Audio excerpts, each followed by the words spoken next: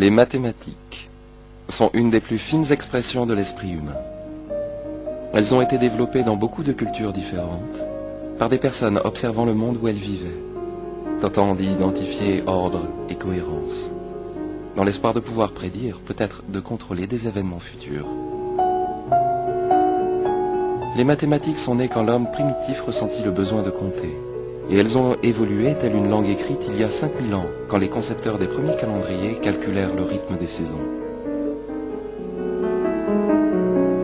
Des siècles plus tard, le savant de la Renaissance Galilée écrivait « Le grand livre de la nature se trouve toujours devant nos yeux, et la vraie philosophie y est écrite.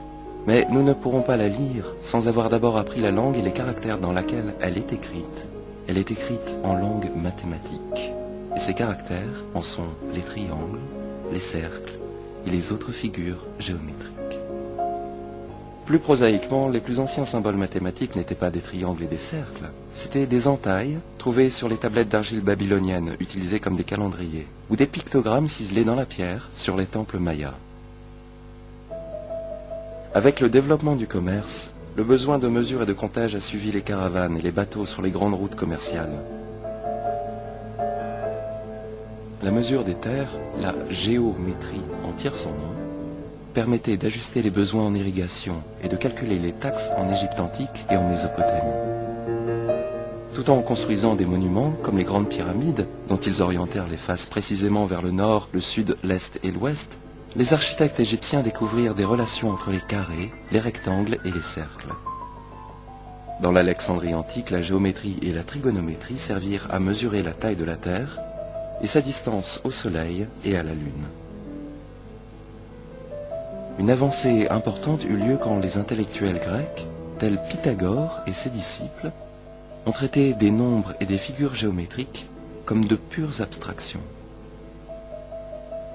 Ces antiques jeux d'esprit ont créé les bases pour toute la technologie des temps modernes. Ce programme se concentrera sur certains des événements marquants des débuts de l'histoire des mathématiques. Grâce à des animations par ordinateur, nous visiterons le théorème de Pythagore, le nombre pi, et d'autres idées importantes qui conduisirent à l'invention du calcul infinitésimal au XVIIe siècle. Et nous les relierons à la vie au travers de séquences filmées, de manuscrits et de certains livres admirablement illustrés.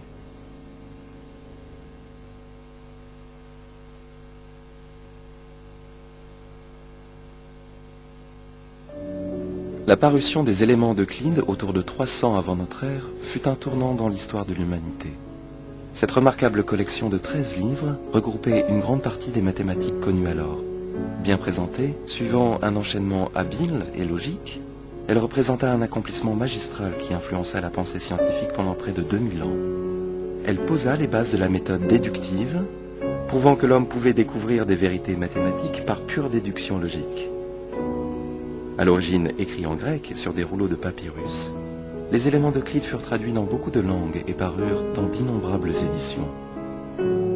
En Extrême-Orient, les hindous du 7e au 12e siècle de notre ère développèrent, eux, leurs propres symboles mathématiques, y compris les chiffres indo-arabes que nous utilisons aujourd'hui.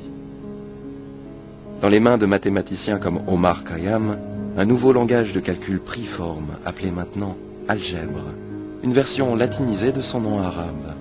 Grâce aux itinéraires commerciaux musulmans, cette nouvelle langue atteignit l'Europe, où elle remplaça le lourd système des chiffres romains. Il se combina plus tard à la géométrie antique grecque pour produire la nouvelle géométrie analytique de Pierre Fermat et René Descartes. Au cours des siècles, les mathématiques ont été un miroir des civilisations. Depuis des entailles primitives enregistrant l'enchaînement des saisons, elles se changèrent graduellement en une nouvelle langue, grâce à ceux qui, au XVIIe siècle, observèrent et théorisèrent le mouvement des planètes. La forme écrite de cette langue s'organisa par des mots et des symboles représentant les nombres. On va voir l'évolution de ces symboles dans différentes cultures.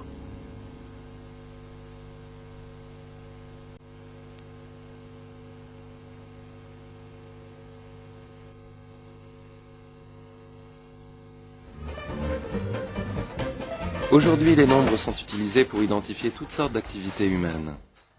Nous avons des numéros de téléphone, des numéros d'immatriculation, des numéros de sécurité sociale, et des codes postaux. Ces nombres ne nécessitent pas d'arithmétique. Ajouter ou multiplier des codes postaux est d'une utilité douteuse. À un autre niveau, nous utilisons les nombres 1, 2, 3 et ainsi de suite pour énumérer les jours, les mois sur un calendrier. Il nous indique si un jour vient avant ou après un autre. L'arithmétique commence à jouer un rôle dès qu'on se demande combien ou quelle quantité faut-il. Les nombres enseignés aux enfants pour le comptage s'appellent les entiers positifs et s'écrivent ainsi. Ils ont été écrits également de beaucoup de façons différentes. Des clous tracés sur les tablettes d'argile babyloniennes, des marques à l'encre sur les papyrus égyptiens, ici des caractères chinois, et là les symboles utilisés par les Mayas. Les anciens Grecs ont utilisé les lettres de l'alphabet, lettres capitales à Athènes et lettres minuscules dans l'ancienne Ionie. Voici des chiffres romains. Ici les symboles hérités des Arabes. Là des nombres binaires utilisés dans des ordinateurs. Et voilà des codes barres représentant aussi bien des nombres que toute autre sorte d'information. Après avoir appris à compter, les plus jeunes apprennent l'arithmétique simple. La somme et le produit des nombres entiers positifs est un nombre entier positif. La soustraction amène au zéro et au nombre entier négatif, qui n'était pas, soit dit en passant, utilisé par les Grecs. En fait, les nombres négatifs et le zéro sont devenus d'usage courant relativement tard, autour de 700 de notre ère. La division crée les fractions, appelées nombres rationnels ou rapports d'entiers. Les Grecs les ont écrits de cette façon, et en voici un exemple antérieur par les Égyptiens. Après avoir utilisé les nombres pour garder la trace de transactions pendant plus de 2000 ans, les gens commencèrent à spéculer sur la nature et les propriétés des nombres en eux-mêmes. Cette curiosité s'est développée en une sorte de mystique des nombres ou numérologie, dont est sortie une des branches les plus profondes des mathématiques.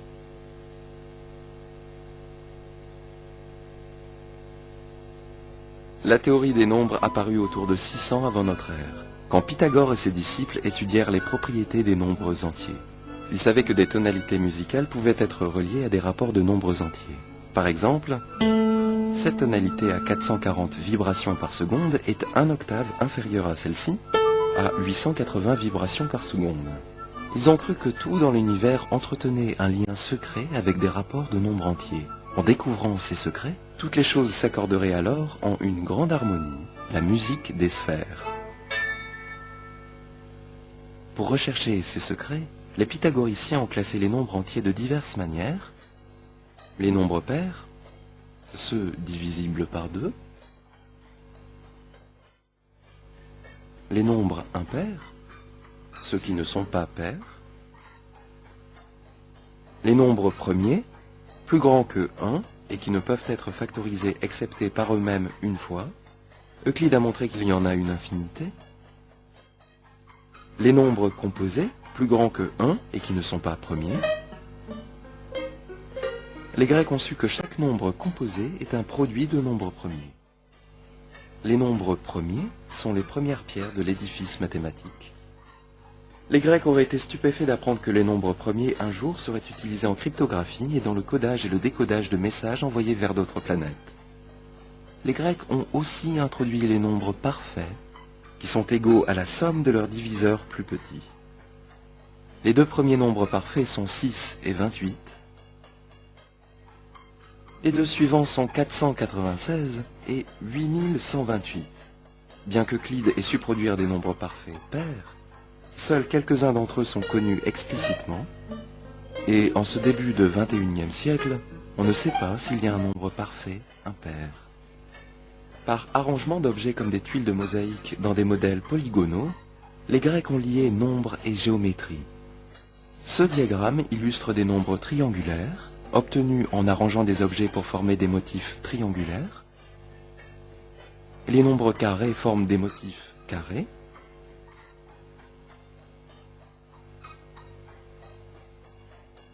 Voici les 5 premiers nombres pentagonaux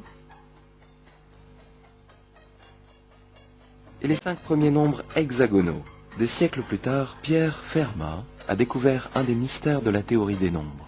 Chaque nombre entier positif 30 par exemple, peut être écrit comme une somme d'au plus 3 nombres triangulaires, 4 carrés, 5 nombres pentagonaux, 6 nombres hexagonaux, et ainsi de suite indéfiniment.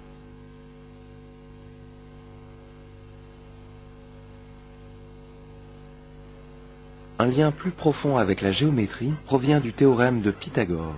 Dans n'importe quel triangle rectangle, le carré de l'hypoténuse est égal à la somme des carrés des deux autres côtés. En d'autres termes, la somme des aires des deux petits carrés bleus est égale à l'aire du grand carré. Voici comment les Chinois ont prouvé ce théorème. Faites 4 copies du triangle original. Gardez une copie comme référence. Faites glisser maintenant les triangles. Observez les régions bleues. Et nous voyons que A carré plus B carré est toujours égal à C carré. Quand chacun des 3 côtés d'un triangle rectangle est un nombre entier, on dit qu'il forme un triplet pythagoricien.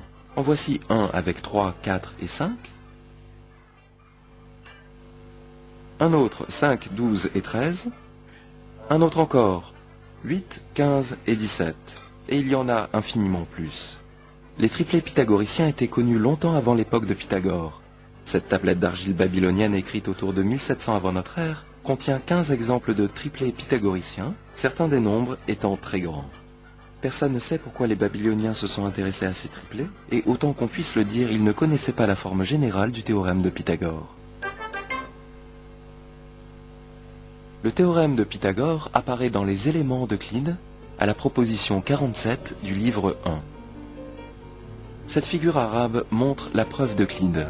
Elle peut être clarifiée avec une animation informatique. Tracez une perpendiculaire de l'angle droit à l'hypoténuse et prolongez-la pour diviser le grand carré en 2 rectangles. L'idée d'Euclide était de prouver que ce carré et ce rectangle ont des aires égales, et que ce carré et ce rectangle ont aussi des aires égales. Et voici pourquoi. Tous les parallélogrammes de même base et de même hauteur ont des aires égales.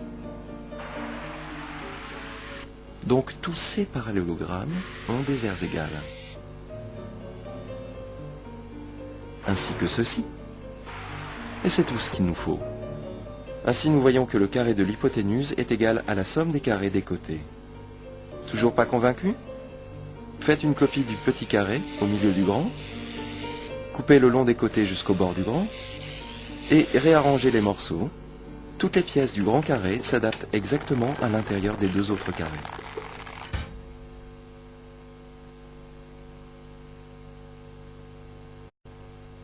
Les pythagoriciens croyaient que tout dans l'univers, y compris les longueurs des segments, pouvait être relié à des rapports d'entiers. Cette croyance a été bouleversée quand ils ont calculé la diagonale d'un carré de côté 1. Dans ce triangle rectangle isocèle, chaque côté est de longueur 1. Ainsi, d'après le théorème de Pythagore, l'hypoténuse a pour longueur la racine carrée de 2. Les pythagoriciens ont été choqués d'apprendre que la racine carrée de 2 n'est pas un rapport de 2 nombres entiers. Et voici pourquoi. Si la racine carrée de 2 est un tel rapport, alors un certain multiple entier de racine de 2 est un nombre entier. Prenez ce triangle rectangle isocèle et dilatez-le par les facteurs entiers 2, 3, 4 et ainsi de suite, jusqu'à ce que vous arriviez au plus petit triangle possible avec pour hypoténuse un nombre entier. Nous allons maintenant en trouver un plus petit avec la même propriété et voici comment. Tracez cet arc. Cette distance est un nombre entier et celle-ci aussi. Tracez cette perpendiculaire à l'hypoténuse. Ces 2 angles sont égaux et ces 2 côtés aussi. Et ces 2 côtés aussi sont égaux car ils sont tangents à l'arc de cercle issu du même point. Ainsi, ceci est un entier et donc ceci aussi. Nous avons maintenant un triangle rectangle isocèle dont les longueurs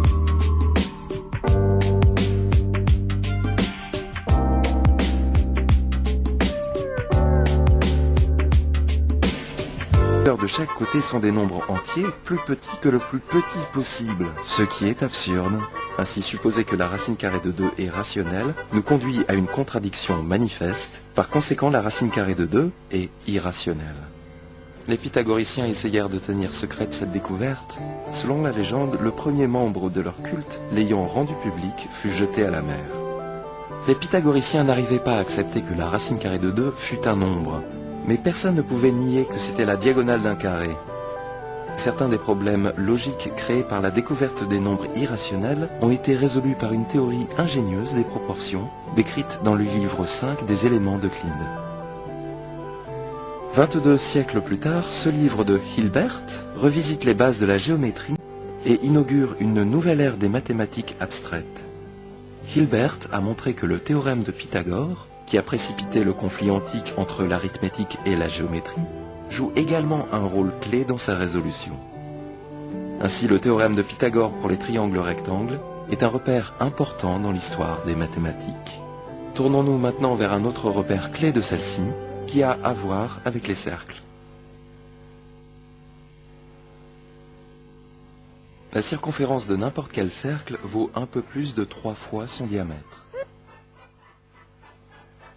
Le rapport de la circonférence sur le diamètre est le même pour tous les cercles. Le rapport exact est une constante fondamentale de la nature, notée par la lettre grecque pi. L'aire d'un disque circulaire est un certain nombre de fois le carré de son rayon. Ce facteur est une autre constante fondamentale de la nature. Surprise, c'est le même nombre, pi. Pour voir pourquoi ceci est vrai, déroulez la moitié de la circonférence comme repère, divisez le disque en un nombre pair de tranches égales, et réarrangez-les pour former une sorte de parallélogramme de même aire que le disque.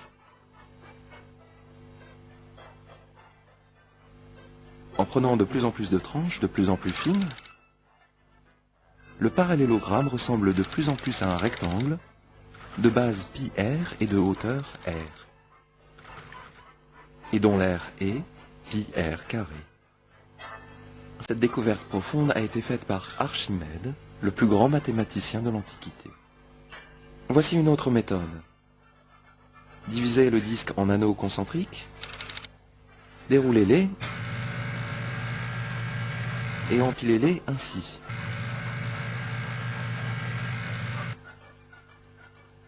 Quand vous prenez de plus en plus d'anneaux, la pile ressemble de plus en plus à un triangle rectangle, de base 2πr et de hauteur r. Son aire, moitié de la base par la hauteur, est πr carré. Pi est si fondamental que les gens essayèrent pendant des siècles de déterminer sa valeur numérique exacte. Les Babyloniens ont utilisé la valeur 25/8 ou 3,125. La valeur égyptienne était légèrement différente, 256 sur 81, ou 3,16. Une approximation de pi apparaît également dans la Bible. L'Ancien Testament décrit un bassin circulaire dans le temple de Salomon, 10 cubits de large et 30 cubits de tour. Si la distance autour est mesurée le long d'un hexagone inscrit, vous obtenez un rapport égal à 3. La première tentative systématique pour évaluer pi a été faite par Archimède. Il a obtenu des valeurs approchées en employant des polygones réguliers intérieurs et extérieurs à un cercle. Quand on compare le périmètre de cet hexagone intérieur à la circonférence du cercle, nous constatons que pi est un peu plus grand que 3. L'hexagone intérieur peut être dilaté d'un facteur 2/3 de la racine carrée de 3 pour former cet hexagone extérieur, tangent au cercle. Comparons encore les périmètres, et nous constatons que pi vaut moins de 2 fois la racine carrée de 3. Archimède a continué à doubler le nombre de côtés jusqu'à ce qu'il ait atteint un polygone ayant 96 côtés. Il a finalement trouvé ces deux limites inférieures et supérieures pour pi. La limite supérieure, 22/7, est encore utilisée aujourd'hui comme une approximation simple de pi. Pendant des siècles, différentes cultures ont raffiné la méthode d'Archimède en prenant un nombre de plus en plus grand de doublements. Les Chinois ont trouvé une fraction simple, 355 sur 113, qui donne 6 décimales de pi. Ils ont détenu le record du monde pendant plus de 1000 ans, jusqu'à ce que l'utilisation des chiffres arabes ait fourni des méthodes nettement supérieures pour faire des calculs. Les gens se sont demandé pendant longtemps si pi était une fraction exacte, comme 22/7. Un rapport de deux nombres entiers, appelé un nombre rationnel, a toujours un motif répétitif dans son développement décimal. Par exemple, dans l'écriture décimale de 22/7, le bloc de 6 chiffres 1, 4, 2, 8, 5, 7 est répété indéfiniment. Comme les gens calculaient de plus en plus de décimales pour pi, Il recherchait ces périodes, mais aucune ne fut trouvée. Finalement, au XVIIIe siècle, on a montré qu'aucune ne serait jamais trouvée. Ainsi, pi est un nombre irrationnel.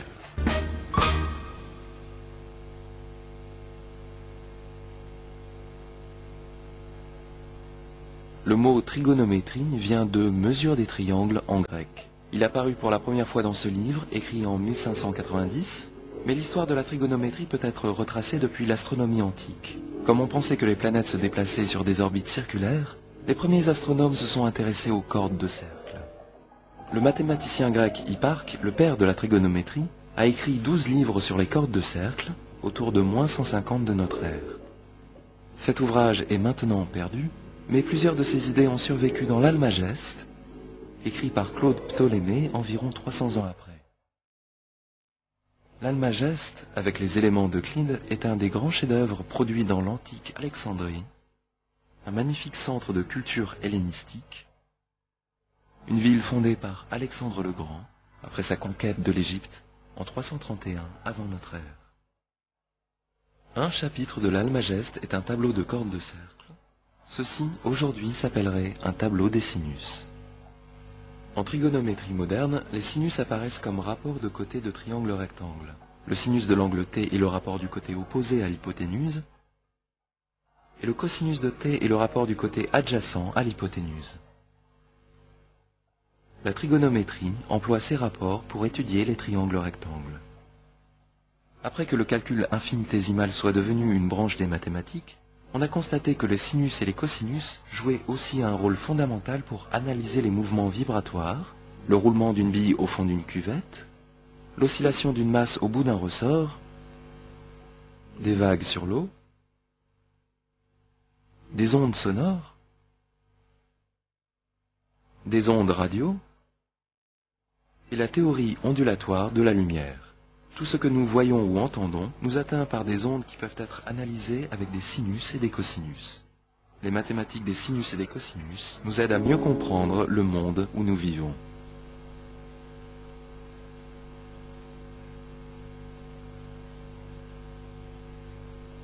Les méthodes ingénieuses d'Archimède nous ont donné l'aire d'un disque circulaire, l'aire de la surface et le volume d'une sphère, et celle d'autres figures particulières.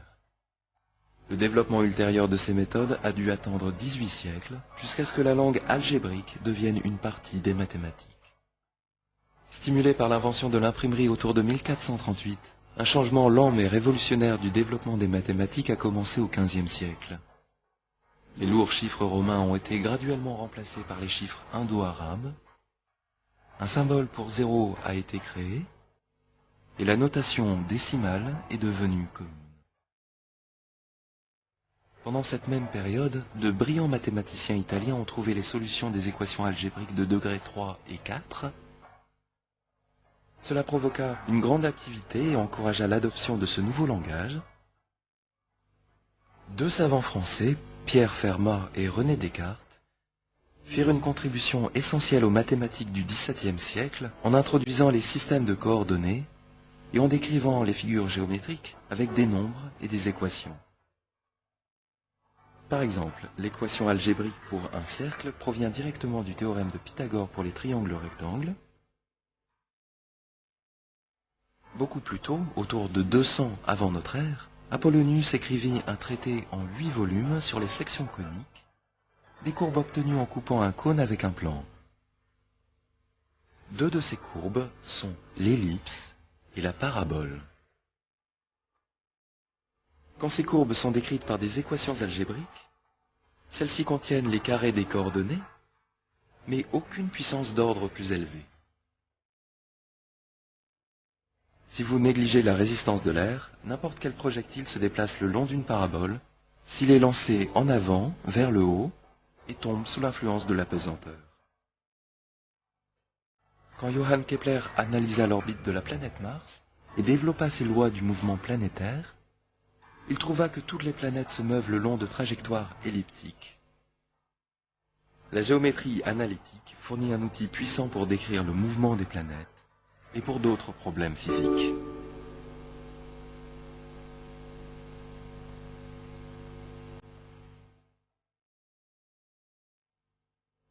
Dans ce marathon intellectuel qui s'apparente plus à une course de relais vers le calcul infinitésimal, les mathématiciens étaient en compétition pour trouver une méthode générale pour calculer les aires et les volumes de figures courbes.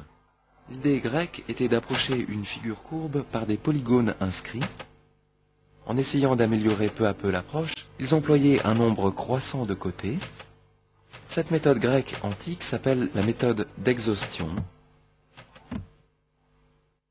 La géométrie analytique a montré l'intérêt de cette méthode d'exhaustion et lui a permis d'analyser des problèmes d'air et de volume grâce aux équations algébriques.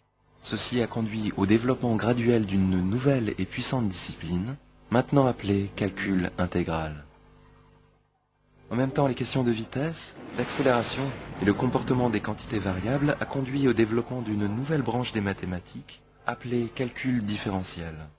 Le calcul différentiel et intégral fut une combinaison d'idées provenant de nombreuses sources, avec Oren, Galilée, Kepler, Descartes, Fermat, Torricelli, et Isaac Barrow qui a partagé ses idées avec Isaac Newton. Construisant sur les bases établies par ses pionniers, Isaac Newton et Wilhelm Leibniz achevèrent cette course vers l'analyse en une finale controversée avec photo finish. Voici une de leurs découvertes principales. Prenez n'importe quelle fonction et utilisez l'intégrale pour calculer l'aire sous son graphe. Ceci vous donne une nouvelle fonction appelée la fonction R. Calculez maintenant la dérivée ou le taux d'accroissement de la fonction R. Et voilà que le résultat est la fonction originale. Ce lien remarquable entre l'intégrale et la dérivée est devenu un outil inestimable faisant de l'analyse la langue commune de la science et qui inaugura une nouvelle ère dans l'histoire des mathématiques.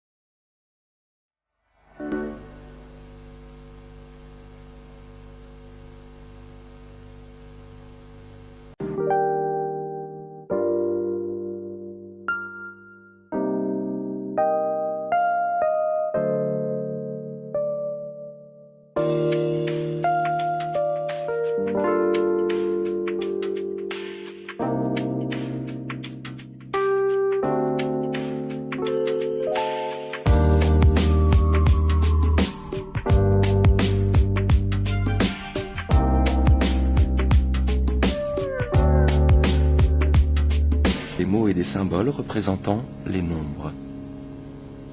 On va voir l'évolution de ces symboles dans différentes cultures.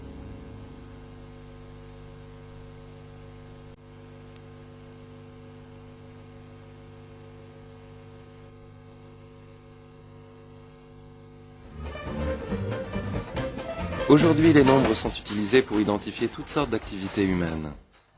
Nous avons des numéros de téléphone, des numéros d'immatriculation, des numéros de sécurité sociale et des codes postaux. Ces nombres ne nécessitent pas d'arithmétique. Ajouter ou multiplier des codes postaux est d'une utilité douteuse. À un autre niveau, nous utilisons les nombres 1, 2, 3 et ainsi de suite pour énumérer les jours, les mois sur un calendrier. Il nous indique si un jour vient avant ou après un autre. L'arithmétique commence à jouer un rôle dès qu'on se demande combien ou quelle quantité faut-il. Les nombres enseignés aux enfants pour le comptage s'appellent les entiers positifs et s'écrivent ainsi. Ils ont été écrits également de beaucoup de façons différentes. Des clous tracés sur les tablettes d'argile babyloniennes, des marques à l'encre sur les papyrus égyptiens, ici des caractères chinois, et là les symboles utilisés par les Mayas.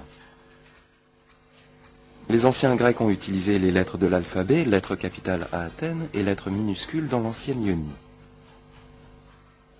Voici des chiffres romains. Ici, les symboles hérités des Arabes, là des nombres binaires utilisés dans des ordinateurs,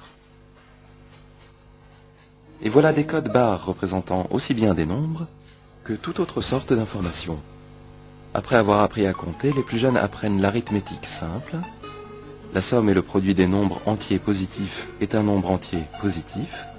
La soustraction amène au zéro et au nombre entier négatif, qui n'était pas, soit dit en passant, utilisé par les Grecs. En fait, les nombres négatifs et le zéro sont devenus d'usage courant relativement tard, autour de 700 de notre ère. La division crée les fractions, appelées nombres rationnels ou rapports d'entiers. Les Grecs les ont écrits de cette façon, et en voici un exemple antérieur par les Égyptiens. Après avoir utilisé les nombres pour garder la trace de transactions pendant plus de 2000 ans, les gens commencèrent à spéculer sur la nature et les propriétés des nombres en eux-mêmes. Cette curiosité s'est développée en une sorte de mystique des nombres ou numérologie, dont est sortie une des branches les plus profondes des mathématiques.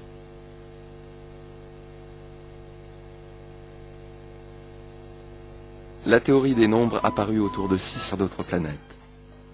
Les Grecs ont aussi introduit les nombres parfaits, qui sont égaux à la somme de leurs diviseurs plus petits. Les deux premiers nombres parfaits sont 6 et 28. Les deux suivants sont 496 et 8128. Bien qu'Euclide ait su produire des nombres parfaits pairs, seuls quelques-uns d'entre eux sont connus explicitement, et en ce début de XXIe siècle, on ne sait pas s'il y a un nombre parfait impair. Par arrangement d'objets comme des tuiles de mosaïque dans des modèles polygonaux, les Grecs ont lié nombre et géométrie. Ce diagramme illustre des nombres triangulaires, obtenus en arrangeant des objets pour former des motifs triangulaires. Les nombres carrés forment des motifs carrés.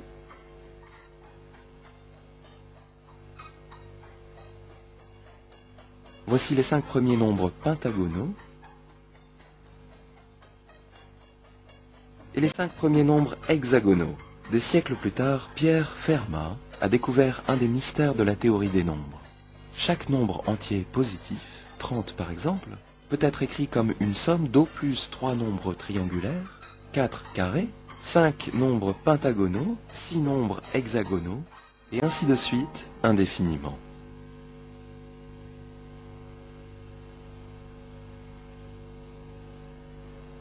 Un lien plus profond avec la géométrie provient du théorème de Pythagore. Dans n'importe quel triangle rectangle, le carré de l'hypoténuse est égal à la somme des carrés des deux autres côtés. En d'autres termes, la somme des aires des deux petits carrés bleus est égale à l'aire du grand carré. Voici comment les Chinois ont prouvé ce théorème. Faites 4 copies du triangle original. Gardez une copie comme référence. Faites glisser maintenant les triangles. Observez les régions bleues, et nous voyons que A carré plus B carré est toujours égal à C carré.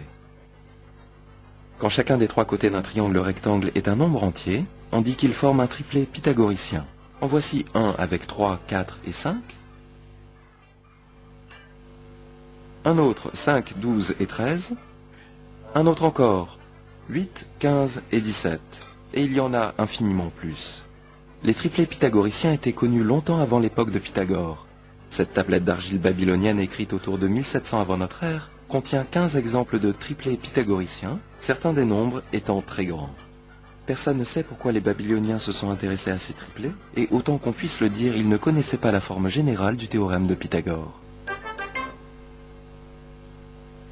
Le théorème de Pythagore apparaît dans les éléments d'Euclide à la proposition 47 du livre 1. Est un octave inférieure à celle-ci, à 880 vibrations par seconde.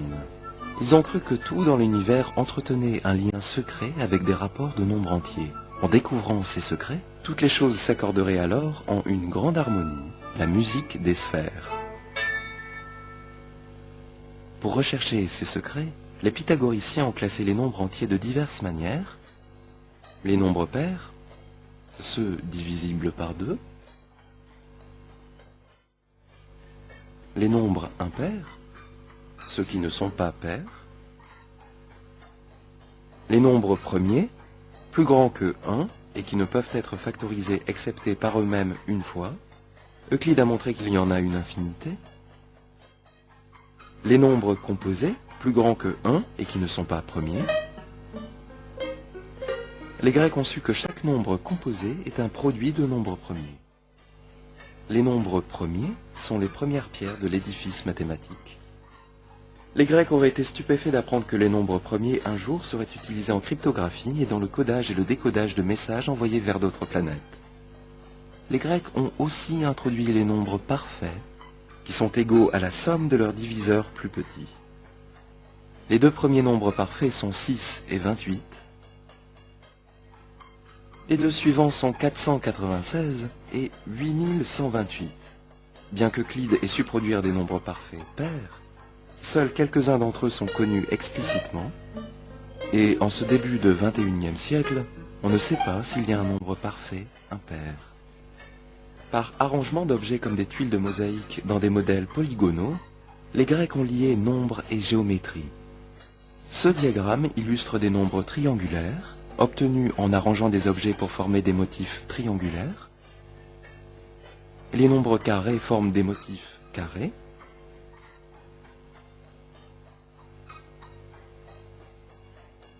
Voici les 5 premiers nombres pentagonaux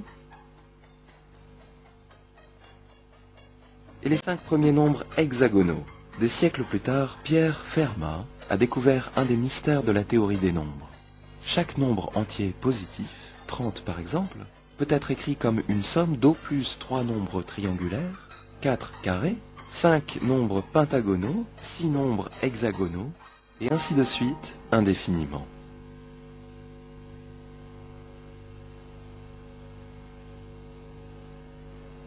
Un lien plus profond avec la géométrie provient du théorème de Pythagore. Dans n'importe quel triangle rectangle, le carré de l'hypoténuse est égal à la somme des carrés des deux autres côtés. En d'autres termes, la somme des aires des deux petits carrés bleus est égale à l'aire du grand carré. Voici comment les Chinois ont prouvé ce plissement magistral qui influença la pensée scientifique pendant près de 2000 ans. Elle posa les bases de la méthode déductive, prouvant que l'homme pouvait découvrir des vérités mathématiques par pure déduction logique. À l'origine écrits en grec sur des rouleaux de papyrus, les éléments d'Euclide furent traduits dans beaucoup de langues et parurent dans d'innombrables éditions. En Extrême-Orient, les hindous du 7e au 12e siècle de notre ère développèrent, eux, leurs propres symboles mathématiques, y compris les chiffres indo-arabes que nous utilisons aujourd'hui. Dans les mains de mathématiciens comme Omar Khayyam, un nouveau langage de calcul prit forme, appelé maintenant algèbre, une version latinisée de son nom arabe. Grâce aux itinéraires commerciaux musulmans, cette nouvelle langue atteignit l'Europe, où elle remplaça le lourd système des chiffres romains. Il se combina plus tard à la géométrie antique grecque pour produire la nouvelle géométrie analytique de Pierre Fermat et René Descartes. Au cours des siècles, les mathématiques ont été un miroir des civilisations.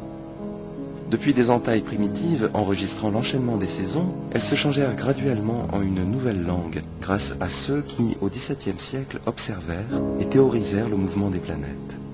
La forme écrite de cette langue s'organisa par des mots et des symboles représentant les nombres. On va voir l'évolution de ces symboles dans différentes cultures.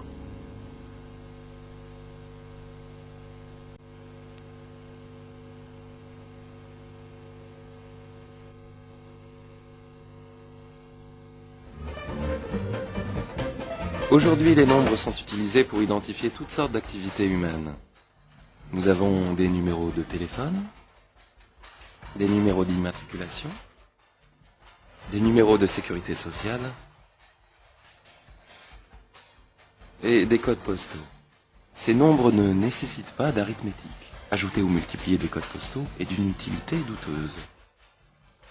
À un autre niveau, nous utilisons les nombres 1, 2, 3 et ainsi de suite pour énumérer les jours, les mois sur un calendrier. Il nous indique si un jour vient avant ou après un autre. L'arithmétique commence à jouer un rôle dès qu'on se demande combien ou quelle quantité faut-il. Les nombres enseignés aux enfants pour le comptage s'appellent les entiers positifs et s'écrivent ainsi. Ils ont été écrits également de beaucoup de façons différentes. Des clous tracés sur les tablettes d'argile babyloniennes, des marques à l'encre sur les papyrus égyptiens, ici des caractères chinois, et là les symboles utilisés par les Mayas. Les anciens Grecs ont utilisé les lettres de l'alphabet, lettres capitales à Athènes et lettres minuscules dans l'ancienne Ionie. Voici des chiffres romains, des ondes radio et la théorie ondulatoire de la lumière.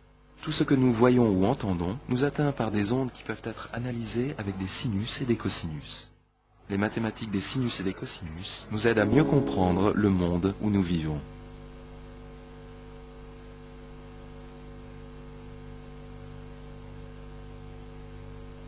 Les méthodes ingénieuses d'Archimède nous ont donné l'aire d'un disque circulaire, l'aire de la surface et le volume d'une sphère, et celle d'autres figures particulières. Le développement ultérieur de ces méthodes a dû attendre 18 siècles, jusqu'à ce que la langue algébrique devienne une partie des mathématiques. Stimulé par l'invention de l'imprimerie autour de 1438, un changement lent mais révolutionnaire du développement des mathématiques a commencé au XVe siècle. Les lourds chiffres romains ont été graduellement remplacés par les chiffres indo-arabes, un symbole pour 0 a été créé, et la notation décimale est devenue commune. Pendant cette même période, de brillants mathématiciens italiens ont trouvé les solutions des équations algébriques de degrés 3 et 4. Cela provoqua une grande activité et encouragea l'adoption de ce nouveau langage. Deux savants français, Pierre Fermat et René Descartes, firent une contribution essentielle aux mathématiques du XVIIe siècle en introduisant les systèmes de coordonnées et en décrivant les figures géométriques avec des nombres et des équations. Par exemple, l'équation algébrique pour un cercle provient directement du théorème de Pythagore pour les triangles rectangles. Beaucoup plus tôt, autour de 200 avant notre ère, Apollonius écrivit un traité en 8 volumes sur les sections coniques, des courbes obtenues en coupant un cône avec un plan. Deux de ces courbes sont l'ellipse et la parabole. Quand ces courbes sont décrites par des équations algébriques, celles-ci contiennent les carrés des coordonnées, mais aucune puissance d'ordre plus élevée. Si vous négligez la résistance de l'air, n'importe quel projectile se déplace le long d'une parabole, s'il est lancé en avant, vers le haut, et tombe sous l'influence de la pesanteur. Quand Johann Kepler analysa l'orbite de la planète Mars et développa ses lois du mouvement planétaire, il trouva que toutes les planètes se meuvent le long de trajectoires elliptiques. La géométrie analytique fournit un outil puissant pour décrire le mouvement des planètes et pour d'autres problèmes physiques.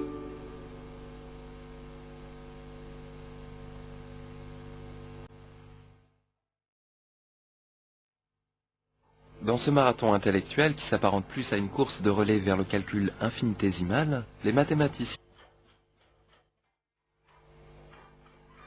Nous allons maintenant en trouver un plus petit avec la même propriété et voici comment. Tracez cet arc. Cette distance est un nombre entier et celle-ci aussi. Tracez cette perpendiculaire à l'hypoténuse. Ces deux angles sont égaux et ces deux côtés aussi. Et ces deux côtés aussi sont égaux car ils sont tangents à l'arc de cercle issu du même point. Ainsi, ceci est un entier et donc ceci aussi. Nous avons maintenant un triangle rectangle isocèle dont les longueurs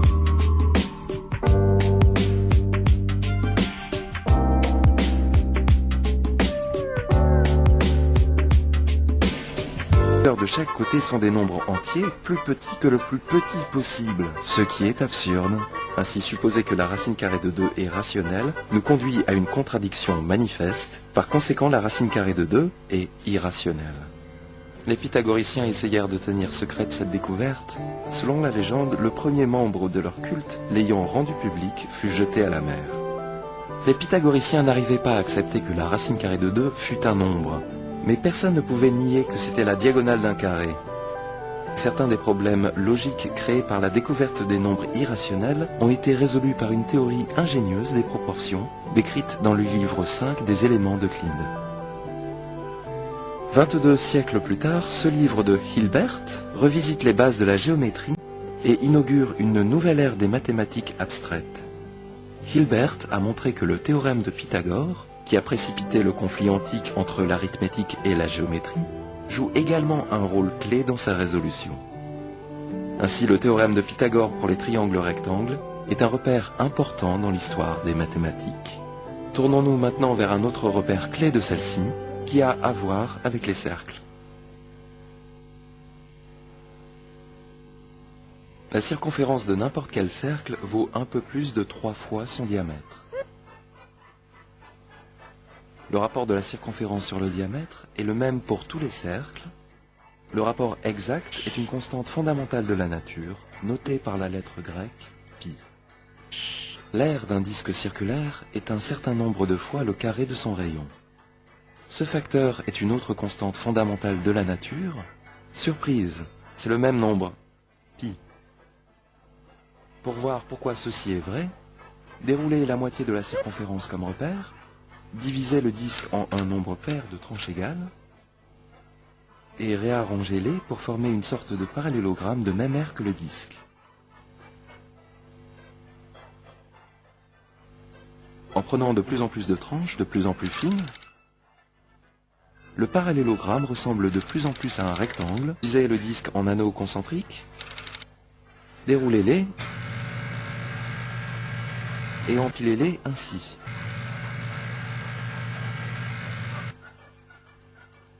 Quand vous prenez de plus en plus d'anneaux, la pile ressemble de plus en plus à un triangle rectangle, de base 2πr et de hauteur r.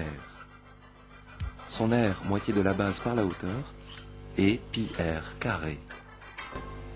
Pi est si fondamental que les gens essayèrent pendant des siècles de déterminer sa valeur numérique exacte. Les Babyloniens ont utilisé la valeur 25/8 ou 3,125. La valeur égyptienne était légèrement différente, 256/81 ou 3,16. Une approximation de pi apparaît également dans la Bible. L'Ancien Testament décrit un bassin circulaire dans le temple de Salomon, 10 cubits de large et 30 cubits de tour. Si la distance autour est mesurée le long d'un hexagone inscrit, vous obtenez un rapport égal à 3. La première tentative systématique pour évaluer pi a été faite par Archimède. Il a obtenu des valeurs approchées en employant des polygones réguliers intérieurs et extérieurs à un cercle. Quand on compare le périmètre de cet hexagone intérieur à la circonférence du cercle, nous constatons que pi est un peu plus grand que 3. L'hexagone intérieur peut être dilaté d'un facteur 2/3 de la racine carrée de 3 pour former cet hexagone extérieur, tangent au cercle. Comparons encore les périmètres, et nous constatons que pi vaut moins de 2 fois la racine carrée de 3.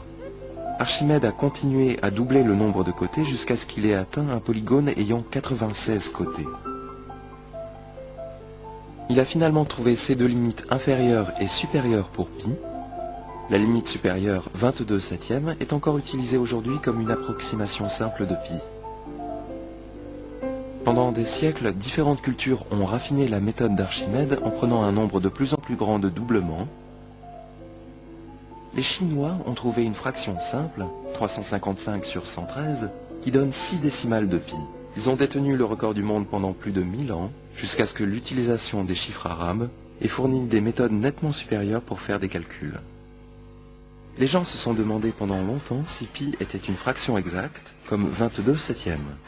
Un rapport de deux nombres entiers, appelé un nombre rationnel, a toujours un motif répétitif dans son développement décimal. Par exemple, dans l'écriture décimale de 22/7, le bloc de 6 chiffres 1, 4, 2, 8, 5, 7 est répété indéfiniment. Comme les gens calculaient de plus en plus de décimales pour pi, ils recherchaient ces périodes, mais aucune ne fut trouvée. Finalement, au XVIIIe siècle, on a montré qu'aucune ne serait jamais trouvée. Ainsi, pi